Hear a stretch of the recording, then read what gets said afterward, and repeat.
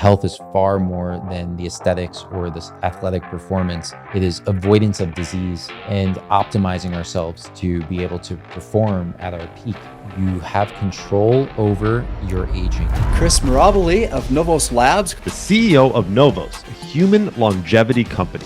He's a longevity expert and researcher who is a serial entrepreneur, a brain tumor survivor. You start seeing people getting chronic diseases of aging in their late 20s. As early as when you're in your mid to late 20s, you should start paying attention to it. Even though I have these world-class health experts come on the Erica Taught Me podcast and tell me that I need to exercise, recently I've been finding it quite difficult to stay motivated when it comes to exercise. And if I'm being honest, by recently, I mean, it's been years since I've had a consistent workout routine. January 1st of every year, I'll get motivated and say, this is the year I'm going to get fit. But then I slip back into my old habits. But this time, things are going to be different, actually. I want to prioritize my health. I want to feel strong. I want to feel like I'm taking care of my body. To achieve this, I've discovered Copilot, and I'm just a few weeks in, but let me tell you, it's been a game changer. With Copilot, you download the app and you get assigned an expert coach. Mine is amazing. We got on a kickoff call where we talked about everything from my goals, what I want to achieve. I told her that I have a bad lower back, so I want to make sure that the exercises don't hurt it. Then she assigned me my workouts. The workouts are customized for you, and you can work out at any time at the gym or home, wherever you are. Your expert coach is there for you. I was sick recently, and you can kind of hear I'm still getting over it. So I messaged her in the app, and she gave me an easy 10-minute stretch to do instead of the normal workout. I'm so excited to be kicking off my health journey with Copilot. And if you've been wanting to kickstart your health, then click the link in the description because they're going to be giving you a 14-day free trial with your own personal trainer. I'm Erica Kohlberg, and you're listening to the Erica Taught Me podcast. So when we talk about aging, most people, myself included, I'd never realized that you could actually reverse or slow down the aging process. How did you discover that this was even possible? Yeah, so when I was younger, I was really interested in health, in particular because when I was in high school, I was suddenly diagnosed with a brain tumor, not far from where we're sitting right now. And I was rushed to the hospital, and fortunately, my life was spared. But then that made me interested in disease and trying to avoid disease and the aging process specifically, because most people don't realize is the number one risk factor for most chronic illnesses, everything from cancer to heart disease, diabetes, dementia, Alzheimer's, glaucoma, you name it. The number one risk factor is aging. Lung cancer is not caused primarily by smoking, it's actually by aging. And so if that's the case, I wanted to learn more about aging. And so I started to research it. And I didn't realize it at the time, but there was a lot of scientific literature on the causes of aging. And by understanding the causes of aging, scientists were then able to try to manipulate those causes, and were able to show in experiments that you can slow down the pace at which we age and you can accelerate it. And by extension, you can help animals and humans live longer lives or shorter lives. And so now we've replicated this in the form of real world tests, real world implementations of diet and activity and so on that can go in either direction of slowing down or accelerating aging. What are the three main causes of aging? Well, that's a controversial topic in terms of, at least on the microscopic biological level. On the more macro lifestyle level,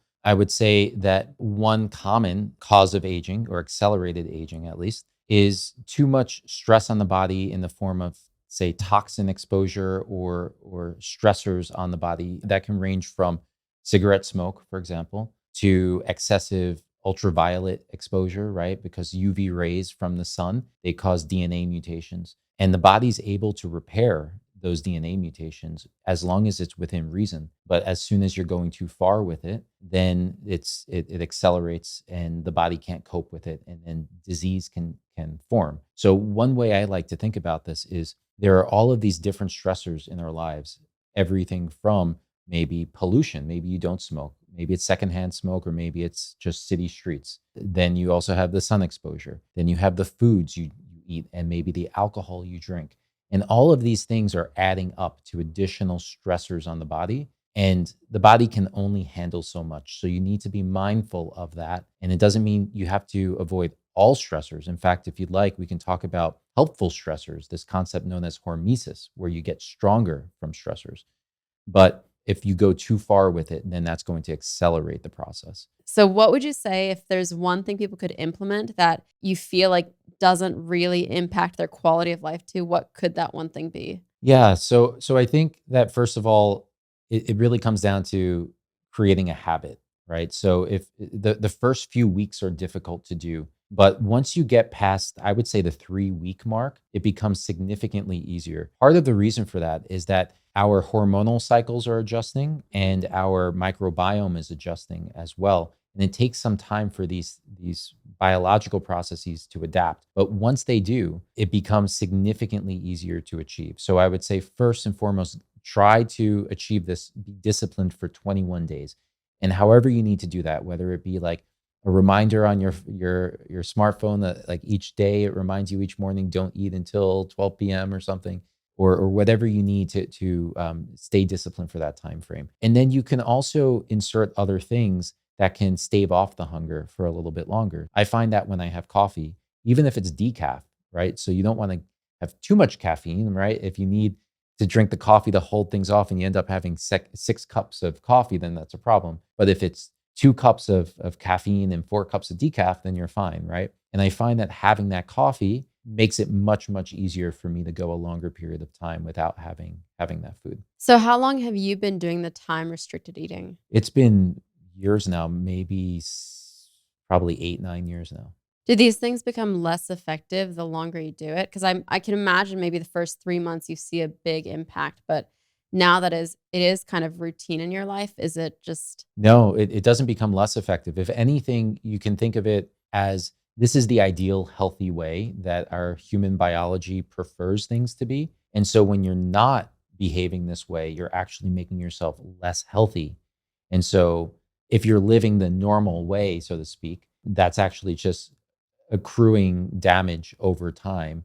Whereas if you're doing it this way, then you're actually in the neutral place and you feel good the whole time. what about these good stressors that you were mentioning earlier? What should we know about those? Sure. So the concept is known as hormesis, and it basically is if it doesn't kill you, it makes you stronger, right? Which we know is not literally true, but there is some truth to that statement. A great example of it is exercise. So when you're exercising, let's just say you're weightlifting, you're actually causing damage, micro damage to your muscle fibers. And the body comes back and says, well, if there's damage here, I want to prevent this next time. So I'm going to come back and repair the damage, and I'm going to make the muscles a little bit stronger. And so that's how muscle is built. That's how strength is built. Now, take an extreme example. If you try to lift a weight that's way too heavy for you, you'll tear a muscle. And that's not hormesis anymore. That's damage. That's a negative outcome, right? So the dose makes the poison, as they say, and that applies to practically everything, from exercise to different foods to supplements and so on. It also applies to different ingredients found in certain types of foods. For example, there are these phytonutrients within vegetables and fruits that are called antioxidants, but they're not technically antioxidants by the traditional definition, in the sense that what is a traditional antioxidant? The way it works is that there are free radicals in our bodies, right? This is like damaging molecules in our bodies. And an antioxidant intercepts it and prevents that damaging molecule from causing damage. So vitamin C, for example, or vitamin E is an antioxidant in the traditional sense. But then you have these molecules that are called antioxidants, but actually technically aren't. They're actually poisons within the food, within the vegetable, within the kale, within the spinach, within the strawberry. But what ends up happening is the body sees these poisons, and it's such a small dose that the body can easily cope with it. And the way it copes with it is it upregulates or increases the amount of antioxidants that the body produces, because our body can create antioxidants too. Something like glutathione, for example, or superoxide dismutase, right? These big words for these antioxidants that our bodies produce. And so that's an example of hormesis again, where you're getting a little bit of a poison from these fruits and vegetables, but it's a tolerable dose where the body actually comes back stronger. And by producing more of these antioxidants, it's that much more capable of protecting itself from other toxic insults, like maybe alcohol or pollution and so on. I've never heard of that. So for these foods, can you have too much where it impacts you in a negative way? No. So the amount of these phytonutrients that are considered as antioxidants are so low within the foods that it is extremely difficult for you, I would say practically impossible for you to overdose on any of these. Take, for example, resveratrol. Resveratrol was made popular because it's a molecule that can have antioxidant effects in red wine. Okay. And in order for you to get enough of a dosage of the resveratrol for it to even be significantly beneficial for you, you would actually have to have like barrels of wine every day.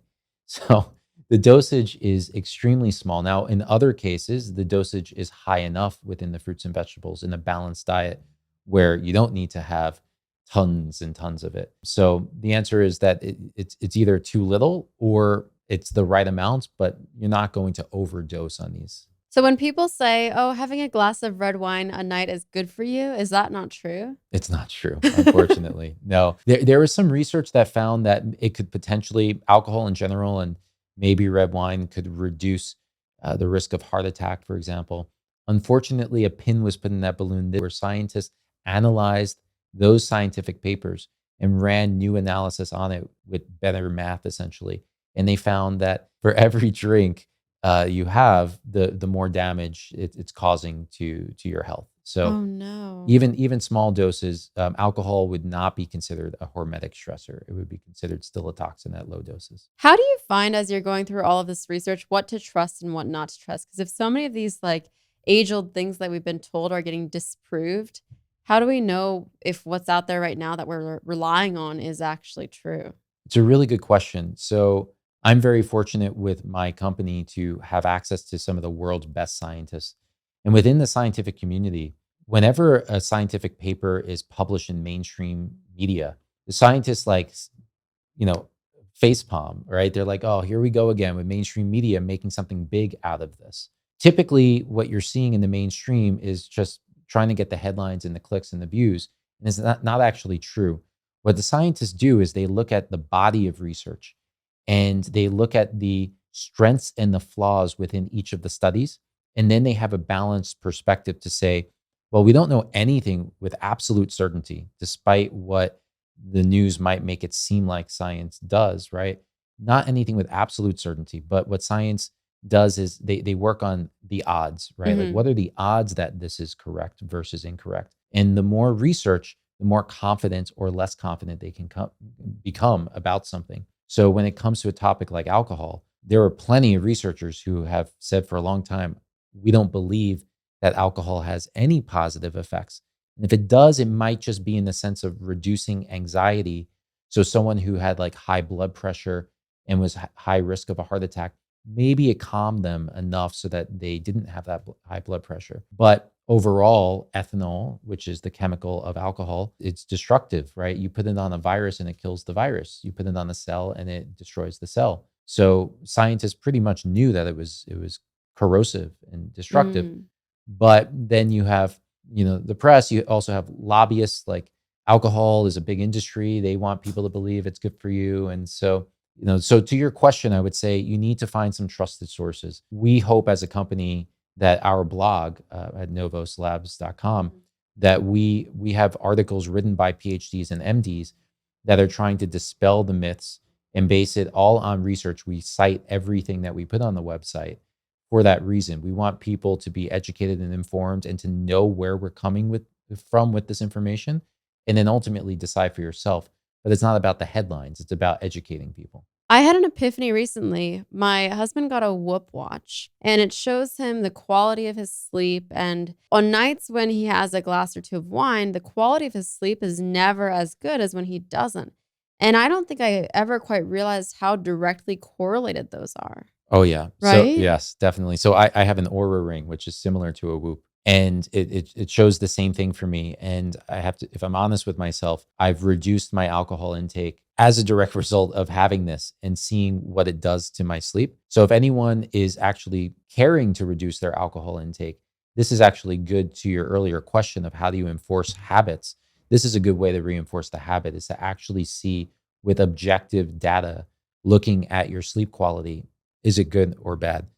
But there's a difference between, being consciously awake, and you can actually be, like, for example, in a very light sleep, not a deep restorative sleep. So you're not conscious, you're not awake, and you mistakenly believe that's a good quality night, but it actually isn't. You're not repairing your body in those instances. And that's part of the reason, not the only reason, but part of the reason people feel hungover the next day. Another reason is dehydration or lack of vitamins and minerals, but poor sleep as a result of the alcohol is part of the reason you have a hangover. If I'm understanding this correctly, it's not that the number of hours you sleep was necessarily impacted, it's that quality during the sleep time? Yeah, so some people, what oftentimes happens when someone goes to sleep intoxicated, not always, but oftentimes, is they'll fall asleep very quickly, and then they might wake up in the middle of the night, and they might have trouble falling back asleep, or that maybe they fall back asleep. But what's happening is, at that point, your body has finished processing the alcohol, and the your liver, your body preferentially processes the alcohol before anything else. So if you eat food and you drink alcohol, the body is processing the alcohol first because it's a toxin, and it Mm. knows it's a toxin. So you go to sleep, the body is processing that alcohol, and alcohol has calories, so it can actually also be used for energy. Don't take that in the wrong way. You shouldn't use it like, before going for a workout or something, but it does have energy. And so your metabolism processes that. And then suddenly your blood glucose can take a nosedive, and you become somewhat hypoglycemic. And so that then leads you to wake up, and you have stress hormones like cortisol, where that's trying to raise your blood glucose back to a normal level. And that's why you wake up in the middle of the night. And then the body might then start processing, maybe you had food in your stomach, and then starts to process those foods, and then you fall back asleep. So if you have no food in your stomach and you have that alcohol, probably going to wake up and have trouble falling back asleep. If you have food in your stomach, after that alcohol is processed, then your body has something to sustain your glucose levels, and you'll probably fall back asleep. Oh. But nonetheless, that whole time, the quality of your sleep was not as good. It was not ideal. Why is it then when as we're getting older, that alcohol affects us more the next day? Because I remember when I was 20 years old, I could go out and have a big night, and then the next morning I would wake up and go to the gym. Now in my 30s, it's harder. I'll go out, have a big night, and then I'm kind of dead the whole next day too. Why is it that aging is tied to how we get impacted the next day? Yeah, because as part of the aging process, there are these biological causes, right? And so part of that is that our bodies are less resilient to stressors. It takes more time to be able to recover from these stressors. Without getting detailed into the reasons why we age. If any listeners care, there's 12 different biological causes of aging that they can read about. We have it on our website, but you can find it on scientific journals too. And all of these 12 different mechanisms or causes of aging kind of conspire against us. They are all interconnected with each other, but they lead to things like genetic damage or mitochondrial health. Mitochondria are the power plants of our cells, and they take the food that you eat and even the alcohol, and all of those calories they convert into energy to be able to move your hands, and for your brain to be able to think, and your heart beat. And you have fewer of those as you age, and the ones that you do have are less functional. So as a result, you're going to your organs are not going to function quite as well as you get older than when Mm. you are younger. So that's part of the reason why we feel it's very important to pay close attention to the fundamental aging processes, so that we can disrupt them and slow them down, so that if you do have a night out with alcohol, that you can recover quicker. But then even when you're not having that alcohol, you're ultimately still feeling like your younger self for longer. I did something I shouldn't have. I Googled my name. And you know how it starts to auto-populate? Well, the top 3 suggested searches were Erica Kohlberg husband, Erica Kohlberg net worth, and Erica Kohlberg location. The first two, I understand, but the location got me a little freaked out. I feel like people, myself included, maybe don't even realize how much data of yours others have access to. Have you heard of data brokers? These are corporations that collect huge amounts of personally identifiable information, like your name and even your address, from many sources like government public records and social media. These companies are problematic because they can lead to issues like identity theft. My sister had her identity stolen and it was a huge nightmare. So between that and discovering people are Googling Erica Kolberg location, that was the wake-up call I needed. I've started taking steps to be much safer online. That's why I'm very excited to tell you about our sponsor today, Delete Me. Delete Me helps you to remove your personal information from people search websites so that you are protected online. All you have to do is submit your information and let their experts find and remove your personal information. I just got my first report from them and I'm shocked. They found 36 places where my name, age, address, and other really sensitive information had been leaked. So now they're handling removal for me so that my personal information gets removed from those sites. If you're ready to get your first report and protect yourself online, just go to joindeleteme.com/Erica and use code Erica. That's Erica with a K to get 20% off. Again, that's joindeleteme.com/Erica and use code Erica. Another question that I have about sleep is I've always found that if I have a big event on Friday night, it's not the Thursday night sleep that I care so much about. It's the Wednesday night sleep. So basically, sleep deprivation or a good night of sleep will impact me 24 hours delayed. Is that common? Is there a reason for that? So I don't know if there's been research on that specifically because it sounds like a very specific, personal Oh, it's just effect. me. No, no. Well, I've actually felt similar. What I think my hypothesis. So this isn't based on scientific studies, but I think that it has to do with what I was mentioning before with stress hormones. Mhm. So if you get a good night of sleep on Wednesday night, and then the Thursday night you're restless and you're waking up, first of all you've accumulated enough hours of sleep prior that you're in a good place still. So you're not there's a concept known as sleep debt.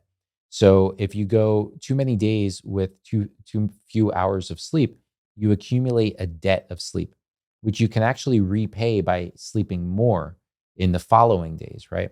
The exception, and this is my hypothesis, is that the stress hormone point that I made about alcohol before also applies to a lack of sleep.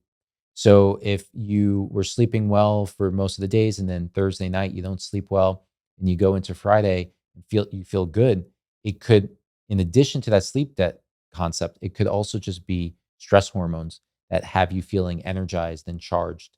And Oh. then maybe Saturday, you feel a little bit groggy because you're now catching up on the sleep. Oh, the stress hormones thing makes a lot more sense because it's always my whole life that I can think of before the bar exam or before a big TV event.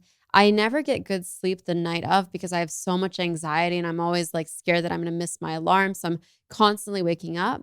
So it's probably like the combination of the sleep bank thing that you were talking about and then the fact that I have that anxiety and the stress hormones the day of the event, almost like the adrenaline carrying me through or Yeah, yeah, that's what I would guess. That would be my best guess. interesting. So the sleep bank concept, it's basically like if my ideal number of hours of sleep is 8 hours, if I get 6 hours one night, but then 10 hours the next night, it's the equivalent of getting good sleep on both nights. More or less. I mean, it would be more ideal if you got 8 hours every day, right? Because Hmm. it's not like a perfect equation, but generally speaking, yes. Your body is intelligent enough to know how many hours you need.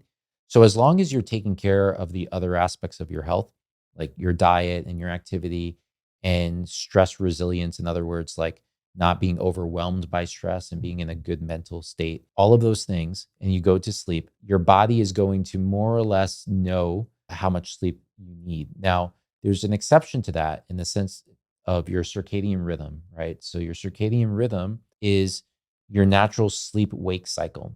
And the more disciplined you are with your sleep, the more likely it is that you're going to wake up at the same time every morning.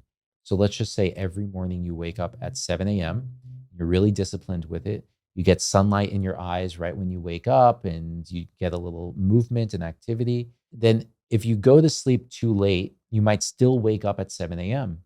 And so in that case, you need to force yourself to go to sleep earlier, right? So not everyone experiences that. Some people, they don't have a strong circadian rhythm. And so if they need more sleep, they'll just sleep right through the alarm and they'll just keep sleeping. And for those people, the body is doing what it needs to do to try to recover on that sleep. But I would say the healthier person has a strong sleep rhythm and they're waking up at the same time every morning. And for them, they need to take the responsibility to try to go to bed a little bit earlier to make up for that lost sleep. Is that also something that gets impacted with age? Because I remember when I was younger, if I worked till 3 a.m., I would have no problem sleeping till 11 a.m. Now it's kind of like no matter what time I go to sleep, my body will wake me up at 7 or 8, let's say, whatever rhythm I've been in. Well, I would say that like our sleep does change as we age, right? So I don't know if you've ever joked about it before, but I know, friends of mine have about like, old people are in bed by, 8 p.m. and they're waking up at 5 a.m. So yes, like our sleep cycles, our sleep timing does start to change as we get older. So to that It point, does shift that way. Like it does shift. that's Yes. something in your body that's causing that. Yeah, I don't know. I don't know specifically why our circadian rhythm starts to shift as we age, but even the number of hours. So, for example, a very young child, right, a baby, needs like 12 plus hours a night of sleep. Someone who's 7, 8 years old might need 10, 11 hours of sleep. So, part of the reason for that is that when you're very young, you are continually growing, right? So just imagine how small a baby is, and then in just a few short years, they're getting many feet longer. Yeah. And so that's a lot of growth, and a lot of growth occurs through sleep, and a lot of the toxins are from our bodies are removed during sleep. So sleep is this restorative period. So as you age, you can see at like decade by decade, the average amount of sleep declines, and the amount of repair that the body is doing is also declining. Some scientists and doctors suggest that as you age, you should do what you can to try to increase the amount of sleep. So to try to fight nature a little bit, maybe take melatonin, maybe take some other sleep supplements, safe ones, of course, not prescription drugs, and try to extend the amount of time you're sleeping, because in theory, that's going to improve your health. We see that people that sleep too little, brand new research within the last few years has found that they have much higher risks of Alzheimer's, cardiovascular, or heart disease. And that's just the beginning of it. We'll probably find much more happens to our health when you're not getting the proper amounts of sleep. At what point do you think these bad habits, so like for example, not sleeping enough, the damages of that become irreversible? If I'm 40 years old and have not had good sleep habits, can I start at age 40 and start getting the perfect amount of sleep each night and kind of reverse some of those damages? I would say most likely yes. So if you consider the pace at which people start to age, as well as the pace at which they start to get chronic diseases of aging, they're more or less in line with each other, and it goes up exponentially. And you start seeing people getting chronic diseases of aging in their late 20s, believe it or not, right? For some people, very few, but it starts. And then in the 30s, it accelerates. And by the time you're in your 40s and 50s, now it's going up a steep incline, and 60s and 70s, it's like very high. And so I would say that, as early as when you're in your mid to late 20s, definitely by the time you're in your 30s, you should start paying attention to all of these different things that can contribute to aging. If you're fortunate enough where you haven't gotten sick yet, then 100% you can most likely reverse course very quickly. We see it with exercise, for example. People who are sedentary and then they start to exercise, Hmm. their risk of cardiovascular disease, heart attacks, even other things like cancer and so on, they start to plummet once people make that change in their lives. Now, of course, it's better if you've always been healthy, but you can get probably 80% of the way there if you now start, no matter what age you are. And then, of course, if you have already gotten a chronic illness of some sort, you should 100%, it's all the more important that you get control over this. For example, if you have heart disease or diabetes or cancer, it's that much more important for you to watch what you're eating, to make sure you're physically active, to get adequate sleep, to make sure that you're not deficient in any vitamins or minerals.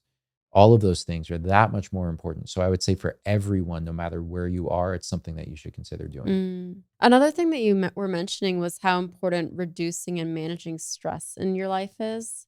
Can you talk about how we can manage that better? Sure. So one great way, one of the more ideal things you can do is to have a strong social circle. Research has found that the ideal number or the minimum number to have the maximum benefit is three close friends. And you want those three close friends to be positive relationships, not toxic relationships, Mm. obviously, right? To feel like you have someone to turn to goes a long way. And by extension, being in a committed relationship actually has been shown to extend lifespan. For example, married couples have longer lifespans. Even if there's stress in that relationship, even if there are arguments in that relationship, they tend to have longer lifespans, partly probably because you feel like you have someone in your life, right? There are studies that have looked at physical touch and the impact that that can have on animals. And the lifespan of rabbits, for example, is extended and their health span is extended if they are simply pet every day compared to them just being in a cage, right? So there's just something about us animals, humans are the most social of animals, to have that social support network, physical touch, and so on, that goes a long way in extending our health and our lifespan. And I would argue that part of that is related to the reductions in stress. Other things you can do, you can meditate, for example. Meditation is a fantastic process. I do it myself. It doesn't have to be religious or spiritual. It's really about just sitting still with yourself and observing your thoughts and then trying to get to a neutral place. And that can make a lot of things that are stressful in your life disappear. Or in my case, sometimes I might feel stressed, but I don't know exactly why. It's just feeling this tension in your chest. And when I meditate, those thoughts naturally start to come to my mind and I notice them. And by noticing them, then I can now cope with them or eliminate those stressors. And so that goes a long way. For someone who's religious, they can get similar benefits through things like prayer. If you have a gratitude journal, you can write down the things that you are grateful for, or at least maybe have a daily habit where each morning or every night before bed, you just think of two or three things that you appreciate about your life or what happened today that you're thankful for. So those are just a few of the things. Physical exercise can help reduce stress. There's something about lifting heavy weights or going for a run or a bike ride or dancing. This physical movement. Nature and biology has incentivized us to feel good from Mhm. doing it, right? And we get these these neurohormones, these molecules that make us feel good when we exercise for good reason. And so that can oftentimes also help people reduce their stress. What are some of the ways that stress can impact you physically? A number of ways. So one is this, age old tale that is actually true is it can lead to hair graying. So yeah, so that we have these what's known as melanocytes, which produce melanin, which is this pigment that leads to our hair being colored. And if you have stress, you can actually cause damage to those melanocytes or to the stem cells that produce the melanocytes, and that can then lead to hair graying. How Fortunately, much of that is genetic though? Because I have a lot of stress and I haven't had one pop out yet, but my husband, I've stressed him out a lot apparently, so he has a lot of gray hairs coming out. maybe you're better at coping with stress than he is. I would say there's probably a genetic component to it, Mhm. but a lot of it is probably also just due to how people cope with the stress. It could also be nutrient deficiencies. So maybe someone has more deficiencies than someone else, and so they're more sensitive to the stressors, or their hair is more Mm. sensitive to it. So there's a number of different factors at play to determine whether someone gets that gray hair or not. Interesting. What about people I know I'm the kind of person, if I'm super stressed in my life, I actually lose weight. What does that mean? Well, you might find yourself when you're super stressed not eating as much. I think a lot of people, you have two different scenarios. Some people, when they're stressed, they eat and they go to oftentimes the very starchy, carb filled Comfort foods, food, yeah. comfort foods, a lot of sugars and so on, because people compare sugar to cocaine or to a drug, right? Because it does have these effects where it can make us feel good, right? And so, especially a starch, which is absorbed a little bit slower than sugar, it extends the time frame a little bit, and you might feel good for a while you have that. So some people resort to food as their medicine in a negative way when they're stressed, and they overeat and they gain weight.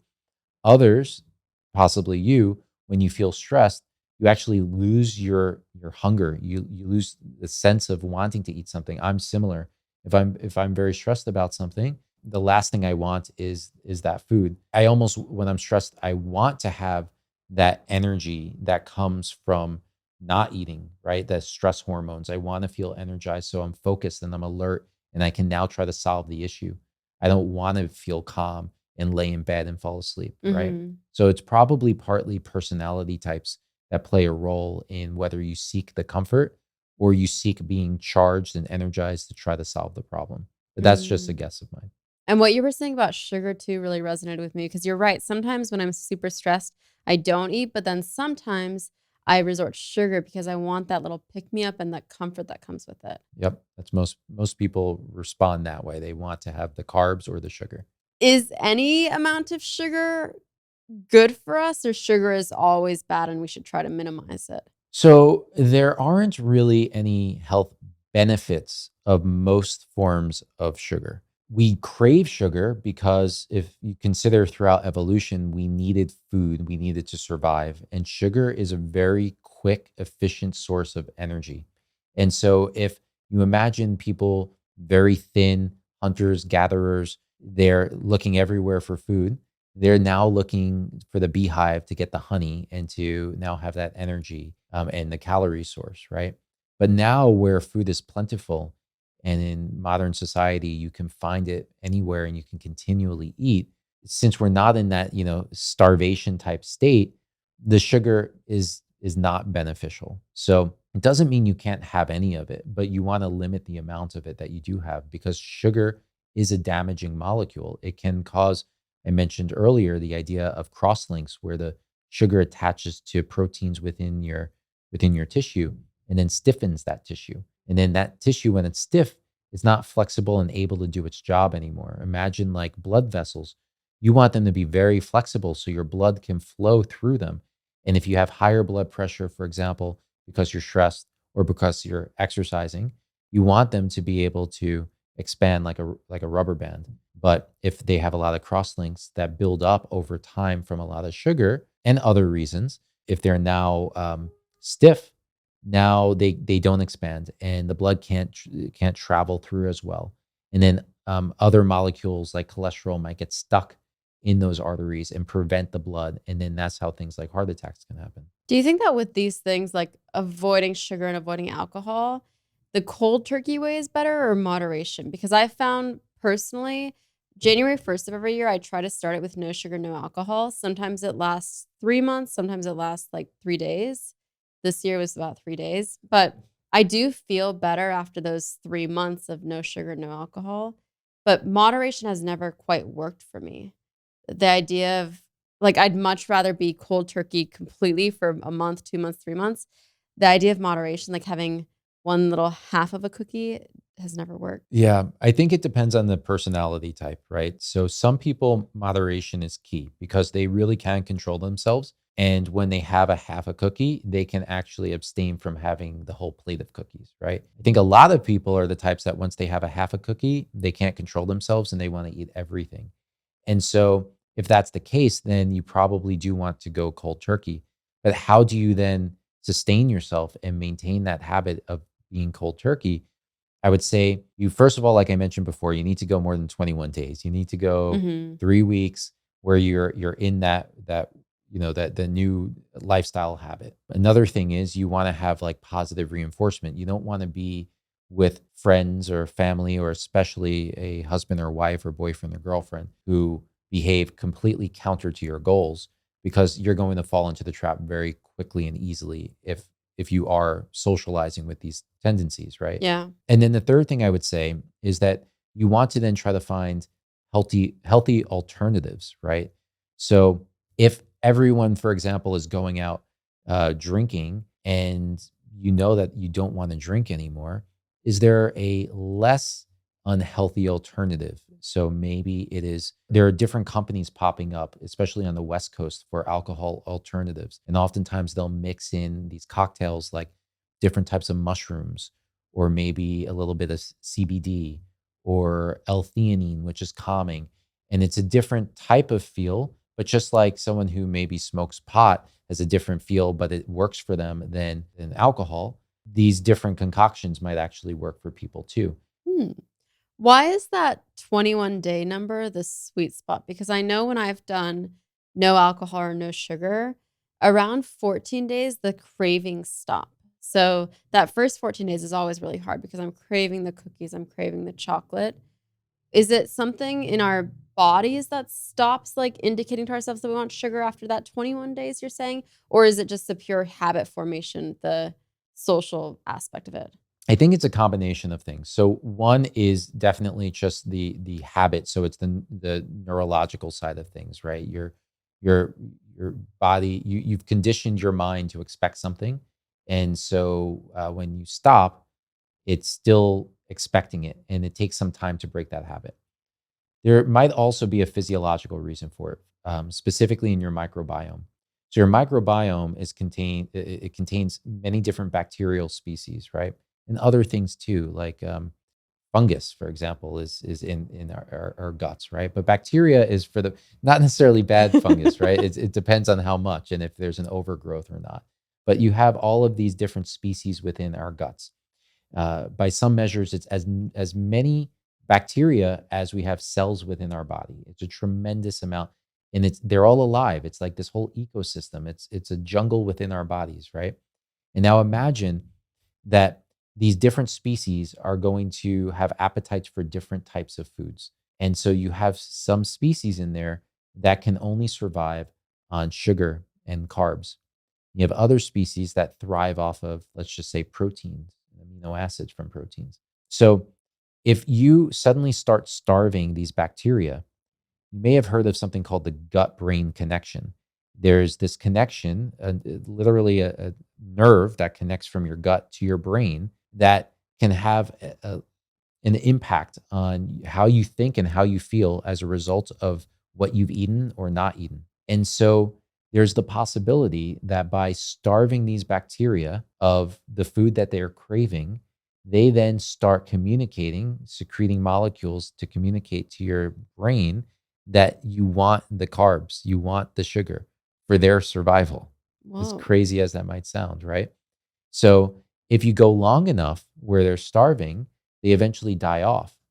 And then based on the other foods you eat, those bacteria take that real estate and they thrive. And so you want to go long enough where those bacteria are dying off and the healthier bacteria are now thriving. And now you're in this state of homeostasis, this state of your body and your gut being at a new normal, a new regular that is healthier for you. Now, if you reintroduce the sugars and so on, you might get, hooked on them again, but for two reasons. One would be because of the psychological addiction to those foods. And that is what would probably get you to, after having just one cookie, saying, I need 10, right? Mhm. And now the remaining bad bacteria that were there, there's still a little bit. Now they start to multiply again, right? But that doesn't happen instantaneously. That will happen over the course of a few days. And then you've set the process in motion again where you've fallen off the wagon and now you're craving carbs every day and you're eating all the sugars again. That's so interesting. So when those cravings stop for me, like after 14 days, it's because those things in my stomach have gotten so small or have been flushed away? That's probably part of the reason. It's also partly because of habit, and yeah, it's a combination of all of these things coming together that then lead you to, for you it's 14 days. For a lot of people, even just to enforce a new habit, it's like 21 days to do so. By 21 days, most people will have, Their microbiome will have shifted significantly. Their habit will have been broken.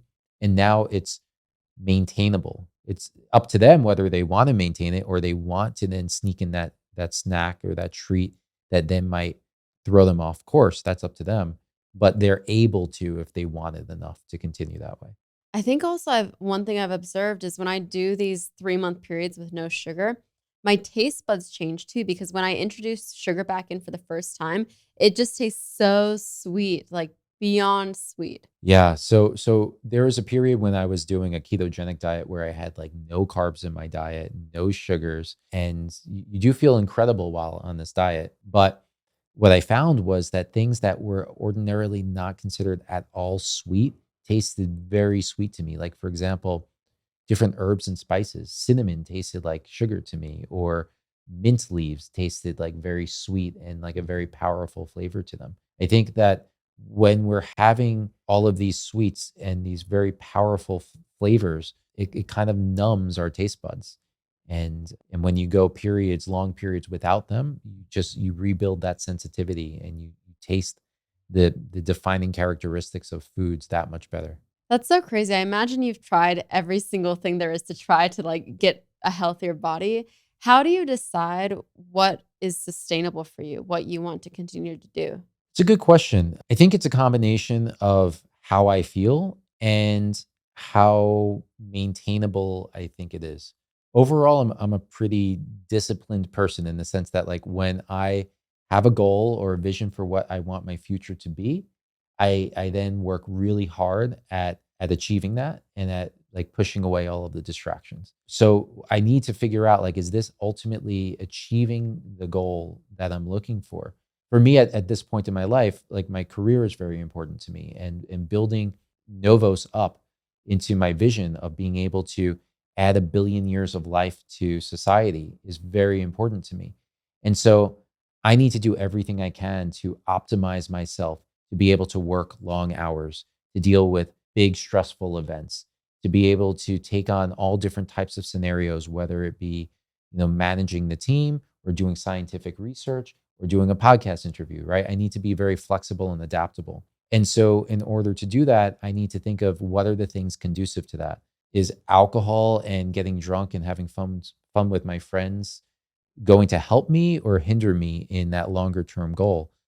As much as I might want to have that good time some night, right? For the most part, with few exceptions, maybe my brother's wedding that's coming up, I might, deviate. But generally speaking, it's about that longer term vision for what I want my life to be. And then just seeing is what I'm doing today working towards that vision, or is it taking me off track from that vision? We're also having Brian Johnson on the podcast, who is all about health and biohacking and all of this. And I've seen the food he eats as just this brown slush. Compared to that, you seem to be more on the spectrum of you want to maintain a nice, enjoyable lifestyle, even though you do care about health. Is that kind of accurate? Yeah, I would say so. When it comes to, I know Brian Johnson came to the forefront because of his biological testing and spending millions of dollars each year to try to achieve a younger biological age. And I've taken the same tests as well. My biological age is according to these scientific tests, about 36% younger than my chronological age. Wow. So it's in my late 20s when I'm actually almost 40. And so I've achieved, I believe, better numbers than Brian Johnson has without spending the millions of dollars and still, living a more or less normal lifestyle. So, I do have the occasional pizza. I do have, the glass of wine or two. I'm not, spending millions of dollars. I'm spending, maybe a couple $100 each month on health related supplements or technologies or apps and so on. So I think what I'm doing is pretty achievable. That's so interesting because I think one thing that you said that really resonated with me is the reason you want to be healthy so that you can build your company and perform well and help a lot of people with that. My approach when it comes to health has definitely changed because I think when I was in my 20s, I cared about health because of the vanity. Like I wanted to look good and go to the beach and feel proud or whatever it was. Now it really is, oh, I want to be able to perform well at work. So if I have an interview a podcast interview, I don't drink the night before because I know I need to be sharp for it and be able to perform and extract as much information from the guests as possible. So I think my mentality around health has changed, even though I haven't quite implemented everything I know I should. Yeah. Yeah. So I had a similar realization for a very different reason when I was a teenager. I got into exercise and health when I was very young. I saw Men's Health magazine when I was 12. I picked up an issue and I really wanted to get into good shape and be attractive to the girls, right? Like, let's be honest, that's the reason I got into this, right? And then when I was 16 years old, I was stopped in my tracks with the brain tumor. And I then suddenly understood that health is far more than the aesthetics or this athletic performance. It is avoidance of disease and optimizing ourselves to be able to perform at our peak. And so that's what kind of started my journey. But I don't think that either one of those perspectives is wrong. Like, it's okay to want to be healthy, to look good too. There is a superficial aspect to it. We all want to be attractive to others. Again, we're a social animal, right? And by being attractive, you feel that much more connected with people because they are attracted to you, right? So there's nothing wrong with wanting to be attractive. At the same time, it's important to realize that health goes well more or far beyond, having a six-pack abs or having perfect skin. It's literally avoiding disease, which when I was laying on the hospital bed, wondering if I would wake up at 16 years old, that was a really critical lesson I learned that a lot of people don't learn until their 40s, 50s, 60s, or 80s. I learned as a teen. And so I consider it a blessing. I was very fortunate to go through that difficult period because it shaped who I am today and changed my values and perspectives in so many different ways. And has ultimately led to me wanting to start Novos and to try to impact as many people as I can in a positive way. In all of the research that you have done and the scientists that you've worked with, what has surprised you the most? Well, I would say just from the very beginning, the understanding that you can slow down aging, and we could possibly even reverse your biological age, which what does that ultimately mean? It means that if your biological age is essentially how old your biology is, so the risk of diseases, your risk of mortality, and your ability to do things, right? Like physically or mentally, which declines with time. That is something that if you are, say, biologically 40 today, you could, with the right habits and being disciplined about them, actually reverse it so that you're the equivalent of someone who's biologically, say, 36 or 35. You haven't, warped space time. You haven't actually reduced the number of chronological years you are or the number of times we've circled the sun, right? You still have the same birthday, but biologically, you're essentially a younger you. And to realize that that's possible, I think is really empowering. Most people wouldn't think of it that way. It sounds like science fiction, but it's actually scientifically proven. And so now it's about getting the message out there and to empower people with this information so that they can take this into their own hands and reduce the risk of disease, extend their healthy lifespan, not just lifespan, but their healthy lifespan. So we've talked about sleep, we've talked about food and stress.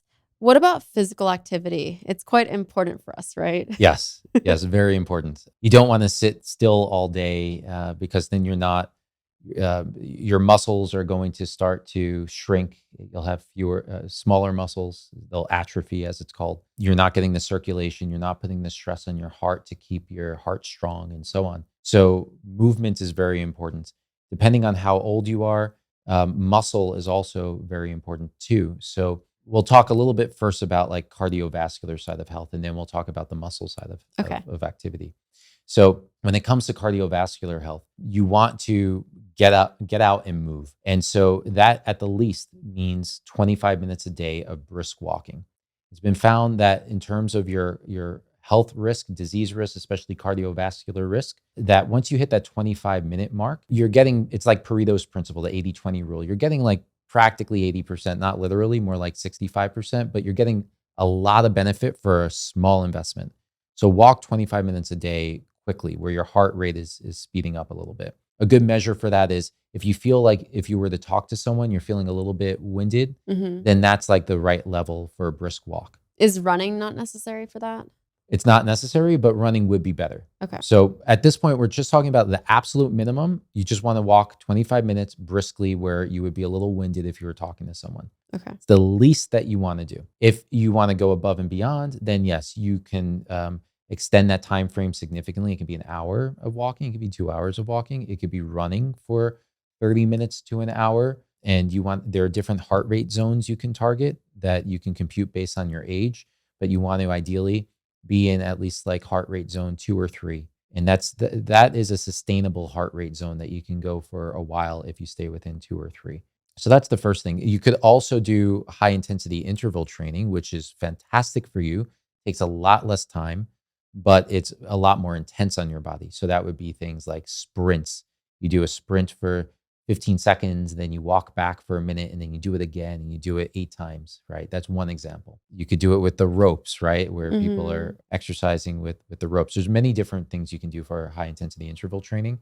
That is a fantastic exercise, more benefit in less time than regular cardio or walking. So that's largely for your cardiovascular system and detoxification and so on. Then your muscles are important too, especially your lower body muscles. Why your lower body muscles? Because as you get older, one of the more common causes of death is actually just falling. It's your legs are not stable enough. You lose balance. You fall down a flight of steps, or you fall and hit your head. And countless people die this way. And so this all happens because as you age, when you're getting to about your 60s, this process known as sarcopenia takes place. It actually happens much earlier. Like once you hit, I think around 40, you start losing some muscle and strength, but it really picks up around 60. And so you want to have as strong of a foundation to start with. So as the muscle is being lost, at least you have something there. Ideally, you're still exercising too when you're in your 50s and 60s and so on. It won't be as intense. It might just be body weight squats, for example, but at least you're then maintaining that muscle, right? So it's important to do that. It's also important for other reasons. So there are studies that have found that your risk of cancer can be reduced by weightlifting, for example, right? So it really comes down to the utilization of our bodies, of our muscles, and increasing the circulation and the cellular rejuvenation that takes place when you're using something and the body then needs to come back to repair it. It can then reduce the risk of the cancers and the heart disease and so on, diabetes, of course. So many, many different reasons why you want to be physically active. There's a minimal dose, like I mentioned, and then there's an excessive dose, which is going too far. And going too far is a problem for fewer people, but I have found myself in this camp when I was doing like triathlons, for example. You can put too much stress on your body. I would argue a marathoner, especially super marathoners, they are putting a lot of stress not only on like their organs when it comes to the muscles, but also like the joints and the ligaments and so on, but also just on a more microscopic level. When you're exercising, you're producing free radicals, which we talked about earlier in terms of antioxidants. These free radicals, when they're at a moderate dose, you get the hormesis, the hormetic effect from it. But when you are over exercising, your body can't cope with that much stress, just like the beginning of the conversation with too much alcohol or too much UV. Well, it could be too much exercise too, where your body can't recover well. And so I would say, again, the dose makes the poison, and you want to have a dose that is within reason for your body. You might be able to run that marathon every day, but that doesn't mean that it is actually conducive to better health in the long term. Okay, what about now supplements and making sure that our body has the right nutrients in it? Because I recently went for a test and they said I had low vitamin D. So then the doctor gave me vitamin D and I'm having to have vitamin D. So there's two concepts when it comes to supplements. So one is your general health supplements and the other is your longevity related supplements. So we'll start with general health. So general health supplements aren't going to extend your lifespan or your health span, but they can prevent premature disease or premature death. There's a reason why the government literally says these are the required vitamins and minerals. It's because enough science has been accumulated to say that without these, we then get diseases or we die. For example, scurvy might come as a result of uh, inadequate vitamin C. And so we can get these vitamins and minerals through our diet if we eat a perfectly healthy diet. But I would argue that even if you eat a completely plant and an animal based natural food diet, you're still probably not getting enough of the vitamins and minerals for a few reasons. First is our farming methods today are very different than how we evolved. So we evolved with eating wild plants and wild animals. So we were getting all of the nutrients that way. Now we're not doing proper crop rotation, for example, of the plants, and the spinach doesn't have as many nutrients in it today as it may have had 100 years ago or 1,000 years ago. And there are growth hormones in it too, right? Like to get the strawberries bigger, they put some kind of hormones. Well, so you get hormones oftentimes in animals, right? Like so in cows, for example, and so there's milks that will have hormones in it added, or even just natural hormones. Because remember, milk is fed to babies to help them grow. We're the only animal that drinks milk when we're adults, right? So it's something to keep in mind. But when it comes to plants, pesticides are the biggest issue, right? Now, in terms of getting bigger strawberries, that's usually genetic modification or GMOs, Oh. right? Genetically modified organisms. But the pesticides are an issue. That's where organic versus inorganic comes into play. Plants overall they're not yielding as high of a vitamin and mineral level as they typically do.